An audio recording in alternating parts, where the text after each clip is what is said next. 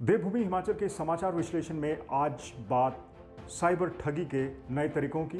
किस तरह साइबर ठग अब कोविड-19 के मरीजों को अपना निशाना बना रहे हैं।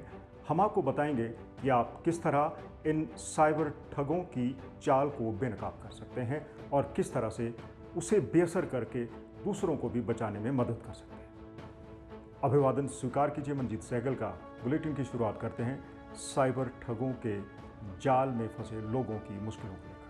कुछ दिन पहले हमने खुलासा किया था कि किस तरह साइबर ठग अब आपकी बीमा पॉलिसी और आपके डेबिट कार्ड की एक्सपायरी के बहाने के बाद तरह तरह के दूसरे बहाने बना रहे हैं। पहले लोगों को ऑक्सीजन सिलेंडर के नाम पर ठगा गया, फिर कोविड-19 की दवाइयों के नाम पर, और अब ठगी का एक और नया तरीका सामने आ रहा है। जांच में सामने आया है कि लोग अब सरकारी प्रयोगशालाओं के साथ साथ कुछ निजी प्रयोगशालाओं से भी कोविड-19 का टेस्ट करवा रहे हैं और इन्हीं प्रयोगशालाओं से कुछ शातिर मरीजों का डेटा चुराकर उसका गलत इस्तेमाल कर रहे हैं। ताजा खुलासा हुआ है कि इन निजी प्रयोगशालाओं से चुराए गए डेटे के आधार पर कोविड-19 के मरीजों को सरकारी सहायता देने के लिए उनकी निजी जानकारी मांगी जा रही है। एक मैसेज आता है कि आप फलां तारीख को कोविड पॉजिटिव पाए गए थे और आपको सरकारी सहायता दी जानी है, इसलिए आप अपना मोबाइल फ़ोन नंबर, आधार कार्ड नंबर साझा कर लीजिए। हालांकि मैसेज में मोबाइल फ़ोन नंबर नहीं मांगा गया है, क्योंकि जब आप उस मैसेज पे मैसेज भेजोगे तो आपका नंबर ऑटोमेटिकली उसके पास चला जाएगा। आधार कार्ड देने की बात की जा रही है। इसके आधार पर अब लोगों को ठगी का निशाना बनाया जा रहा है, ठगी की जा रही है।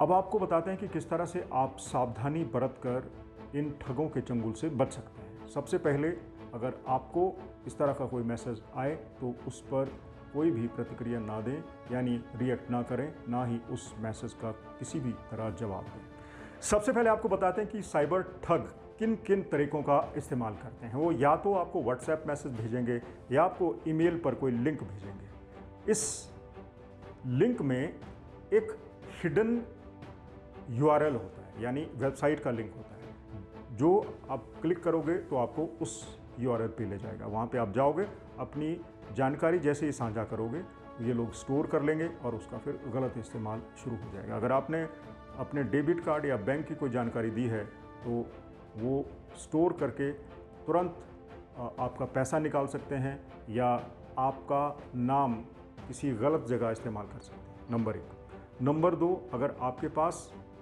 किसी तरह का टेक्स्ट मैसेज आता है, उसमें कोई जानकारी मांगी जाती है, तो उस जानकारी को साझा ना करें और बेहतर होगा कि आप इस तरह के टेक्स्ट मैसेज की जानकारी तुरंत पुलिस को दें। और कहीं अगर आप गलती से अपनी बैंक की और कुछ निजी जानकारी साझा कर चुके हैं और आपके साथ साइबर ठगी हो चुकी है, आपका पैसा गायब हो चुका है, तो उसकी जानकारी तुरंत पुलिस को दें।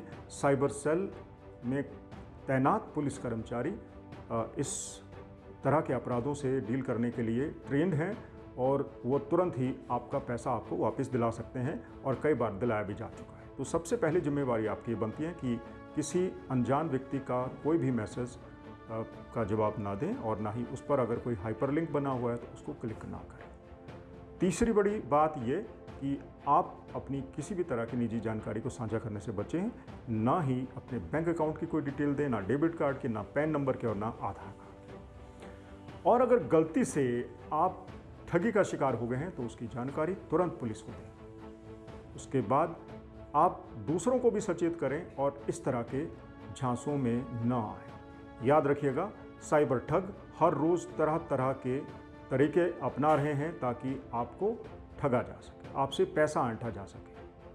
अब आपको जल्दी से बता सकते हैं कि साइबर ठग किस तरह के तरीके अपना रहे हैं। सबसे पहले तो बात की गई थी कि आपको ऑक्सीजन का सिलेंडर उपलब्ध करवाया जाएगा, फिर कोविड-19 की दवाई जो बाज़ार में नहीं मिल रही थी उसके आधार पर लोगों को ठगा गया, या फिर कोविड-19 से बचने के लिए कुछ ऐसे उपकरण हैं जैसे ऑक्सीमीटर, थर्मामीटर या दूसरी चीज़ें, उनको बेचने के नाम पर भी ठगी की गई है। मंडी के एक व्यक्ति को ठग लिया गया, ऑक्सीमीटर के लिए पैसा जमा करवाया लेकिन वो चीज़ नहीं आई, बाद में पता चला कि वो फेक वेबसाइट थी। इस तरह की कई तरह की ठगी की जा रही है। अगर आपको कोई कोविड-19 की दवाई, जैसे कोई एंटीवायरल जैसे रेमडेसिविर या जैसी दूसरी दवाइयाँ जो बाज़ार में उपलब्ध नहीं है, अगर आपको ये देने की कोई बात करता है तो समझ जाइए ये ठगी हो रही है आपके साथ, या फिर ऑक्सीजन का सिलेंडर सस्ता देने की बात कर रहा है, या फिर आपको अब कोविड पॉजिटिव पाए जाने के बाद ऐसा कोई मैसेज आ रहा है जिसमें कहा जा रहा है कि आपको सरकारी सुविधा दी जानी है, आप फलां जानकारी साझा कर दीजिए, तो भी मत कीजिए। ये बिल्कुल नया तरीका है, लेटेस्ट तरीका है ठगी करने का। तो आप बचिए इन तरीकों से और दूसरों को भी जागरूक बनाइए। यह था आज का बुलेटिन, आज की डिस्कशन, आज का एनालिसिस। आपको कैसा लगा हमें ज़रूर बताइएगा। आपके सुझावों का लगातार इंतजार है। साझा करते रहिए हमारा बुलेटिन ताकि आपकी बात ज़्यादा लोगों तक पहुँचे और साथ ही पहुँचे सरकार के कानों में।